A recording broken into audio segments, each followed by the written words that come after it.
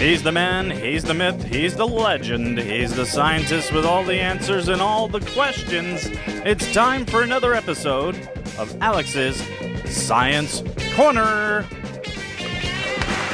Oh, thank you. No, please, thank you.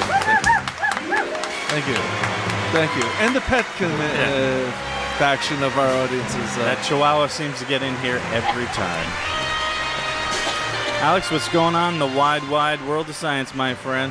Okay, first up, Cassini is starting its last set of orbits. Before who's Cassini? Cassini's the satellite probe that is orbiting Saturn. And it's been sending back wonderful information and pictures from Saturn for many years. And it's beginning its last set of orbits before it plunges into Saturn. And what it's done right now is they've moved the orbit so that it is now orbiting within the rings of Saturn, between Saturn and its rings. So now we're getting the closest pictures we've ever gotten of Saturn. And there's some amazing shots coming in. Now, this is the one you talked about a couple weeks ago that they were they didn't want it to affect somebody else's orbit, so that they were sending it to crash. Well, it's not to affect somebody else's orbit. It's because we didn't want it to crash on one of the moons and possibly infect one of the moons. That's what it was. So okay. They're sending it into Saturn to prevent it from infecting any of the Saturn's moons. But again, this is just a quick note about that. Go online, take a look at some of these amazing photographs that they're taking of Saturn, especially like the polar regions of Saturn and the hexagonal storms around the polar regions.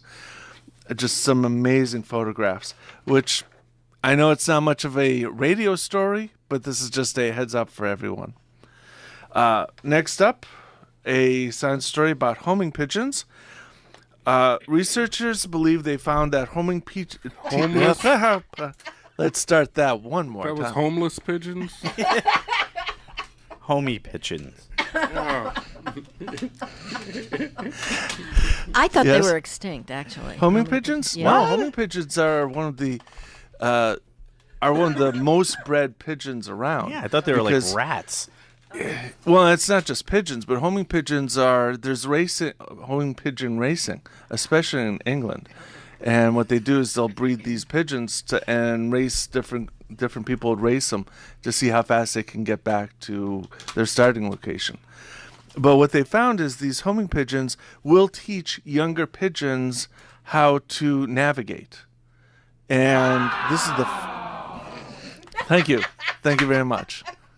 I know it is that exciting. I thought it was pretty cool myself. This is one of the first non-primates that they found that they believe has the ability to teach its young.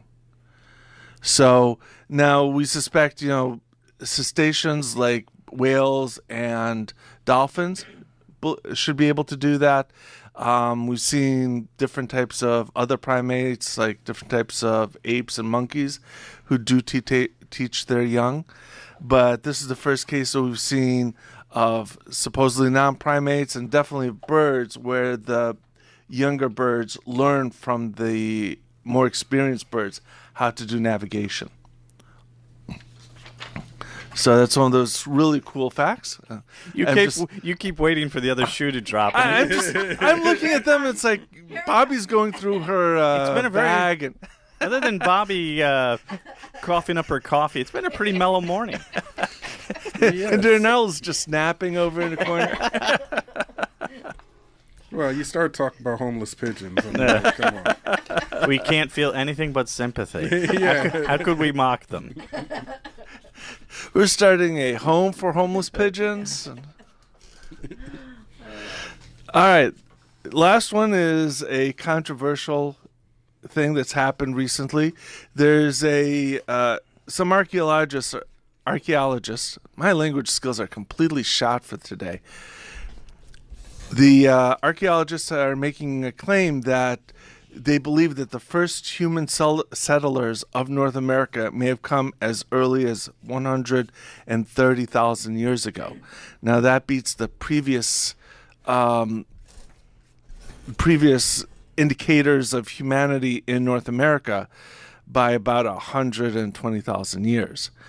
The earliest known for sure sites are about 12,000 years ago. There's some suspected sites that are about 14 or 15,000 years ago. Now, I heard something about this on the news. Weren't they all in California, too? Wasn't Well, that's the first place it would be suspected you'd find them. This of particular course, site. You know, California. Who doesn't like California? Encino. Yeah. San Francisco, Yeah. So L.A. So the way they're making this claim is they've found mastodon bones that are broken in distinct ways. And what they're saying is the way these bones have been worked is the way that humans would work a bone to try and get the meat off of it to try and take it apart. They haven't found any other evidence like human remains or anything else to go with those bones to say that there was people there. All they're saying is right now the bones have indications of being worked. Now, one of the things that is, I don't want to say making questionable, but making a lot of other archaeologists skeptical of the claims is that there's a lot of other ways the bones could be damaged that look like this. So if the bones are damaged in a different way other than this way, it could have been something else that did it. The other thing is that the earliest signs of hominid habitation in Siberia is about 100,000 years ago. So what these guys would be claiming is that hominids arrived, or humans arrived in California 30,000 years before they arrived in Siberia. And, you know, the archaeologists are like, well, you know, they have to go through Siberia to get to California because they'd have to cross the land bridge near Alaska. So how could they have gotten to California then if they hadn't even gotten to Siberia at that point? So there's a lot of skepticism about it, but if it holds up, it's going to be definitely interesting information that goes on. So the scientists are saying that man came from Russia to America as opposed to going from America to Russia. Yes, because right now hominids came from Africa. Are they able to say that was a center point for? Well, yeah, hominids came from Africa, and then as they spread out and diversified, they kept on spreading out from there into Europe. And then there's a bit of separation, which is where you got the Cro-Magnon and the hominid line that led to us. And then they met after they separated out, and they kind of went together. Cro-Magnon stayed towards the north side of the Eurasian continent, and the hominids stayed on the southern side of the Eurasian continent. And then at some point, they crossed across Asia, through China, across the Alaska land bridge into the Americas.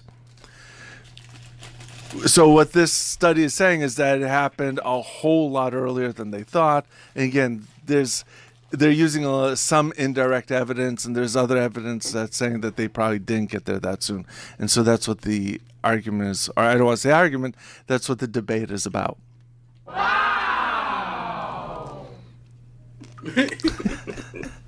What's wrong with that? Yeah, I couldn't say nothing to neither one. I was going to say something about the bones, but, you know, wanted to keep it kind of PG. Okay. All right. Thank you. If you have any questions about these stories or anything else science related, feel free to call Alex right now at 203-837-9924. 2-4. I was just waiting for someone to say something snarky. Very disappointing morning. About you eating the chocolate on the air? No, not at all. Okay. What chocolate?